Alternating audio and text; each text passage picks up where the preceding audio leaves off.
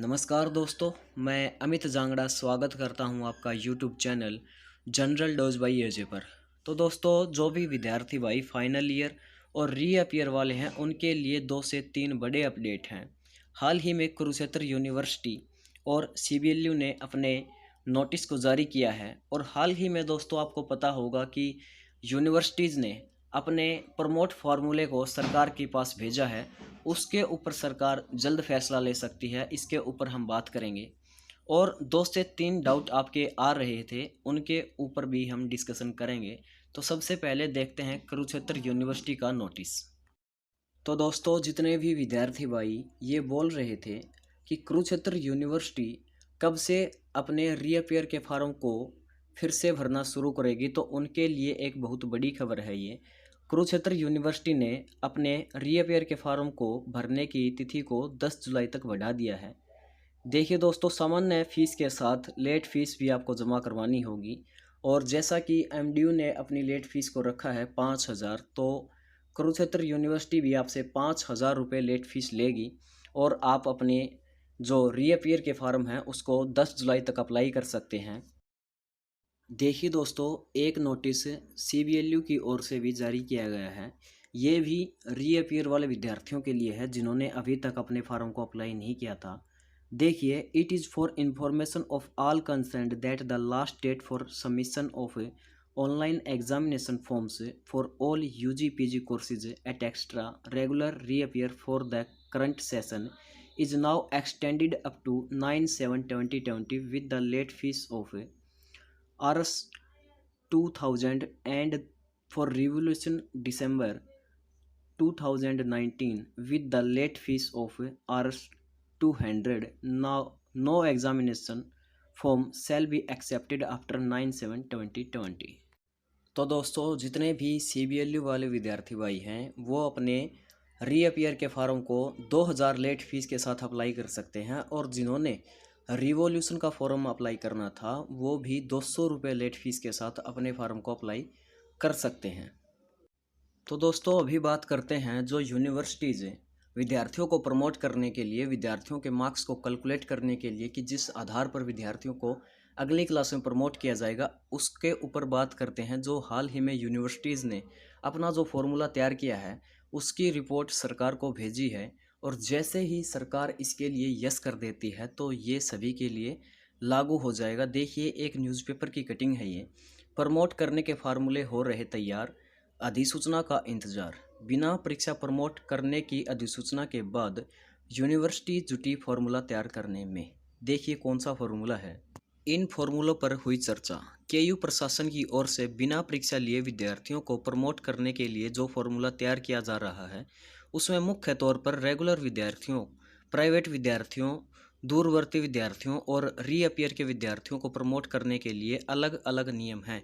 Regular विद्यार्थियों को 50% अंक उनके पिछले सेमेस्टर और 50% अंक इस सेमेस्टर की इंटरनल असेसमेंट के आधार पर दिए जाएंगे। इसके अलावा प्राइवेट के प्रथम वर्ष के विद्यार्थियों से असाइनमेंट ली जाएंगी ताकि उनके अंक देने के लिए आधार तैयार हो सके। वही प्राइवेट के दूसरे और तीसरे वर्ष के विद्यार्थियों को पिछले वर्ष की परीक्षा के आधार पर अंक मिलेंगे। प्राइवेट विद्यार्थियों वाला फॉर्मूला ही दूरवर्ती शिक्षा निदेशालय के विद्यार्थियों पर लागू होगा। वही जिन विद्यार्थियों की रीअपियर है उनकी जिस सेमेस्टर में रीअपियर है उसके उस सेमेस्टर के अंकों का जोड़ करके कुल पेपर से भाग देकर विद्यार्थी वाले पेपर के एवरेज अंक निकाले जाएंगे।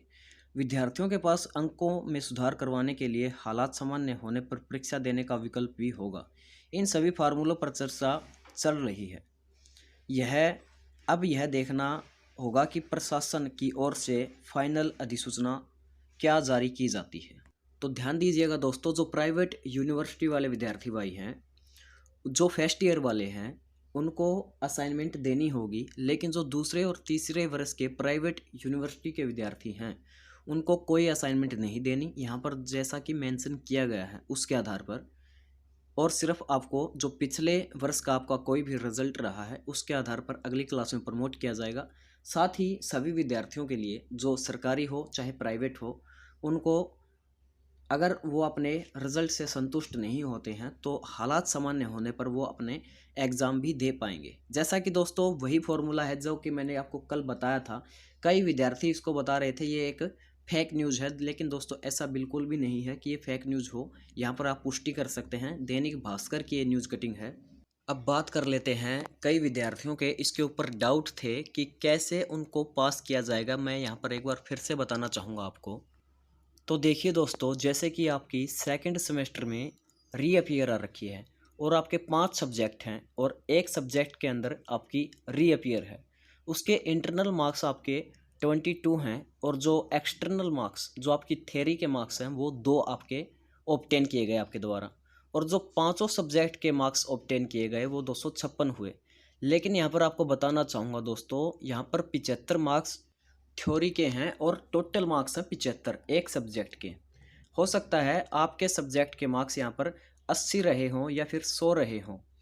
देखिए आगे, प्रैक्टिकल के मार्क्स यहाँ पर 81 आपने ऑब्टेन किए। आगे देखते हैं। तो देखिए दोस्तों, जो आपके टोटल मार्क्स बने प्रैक्टिकल और थ्योरी के वो 337 मार्क्स बने, क्योंकि 256 नंबर आपके थ्योरी के और 81 नंबर आपके प्रैक्टिकल के जोड़े गए। ठीक है। और जो मैक्सिमम मार्क्स थे वो 600 थे। 600 मार्क्स में से आपने 337 नंबर लिए, और जब इनका एवरेज निकाला गया कि जितनी आपकी परसेंटेज बनी वो बनी 56.17। ठीक है। जब मान लिया कि आपका एक सब्जेक्ट 75 नंबर का है तो यहाँ पर हम मल्टीप्लाई करेंगे 56 को 75 से। ठीक है, यानी कि 3/4। और जब इसको निकालेंगे तो ये आएगा 42। ठीक है, जो 42 नंबर आए आपके वो आपकी जो रीअपियर है उसके अंदर जोड़ दिए जाएंगे। उसके बाद जो रिजल्ट बनेगा वो आपकी डिग्री के अंदर मेंशन किया जाएगा। यानी कि दोस्तों, पिछले साल आपने जब भी कोई एग्ज़ाम दिया होगा और उसके अंदर आपकी रीअपियर बच गई, वहाँ पर आपने 2 नंबर लिए थे, अब की बार एवरेज निकालेंगे तो वहाँ पर आपको 42 मार्क्स मिलेंगे उसकी जगह पर। यानी कि आपको पास कर दिया जाएगा, आप अगली क्लास में प्रमोट हो जाओगे। ठीक है दोस्तों, मुझे आशा है कि आपको मेरी जानकारी समझ में आई होगी। अगर आपका अभी भी कोई डाउट बचा हुआ है तो आप कमेंट्स के थ्रू पूछ सकते हो। धन्यवाद। जय हिंद, जय भारत।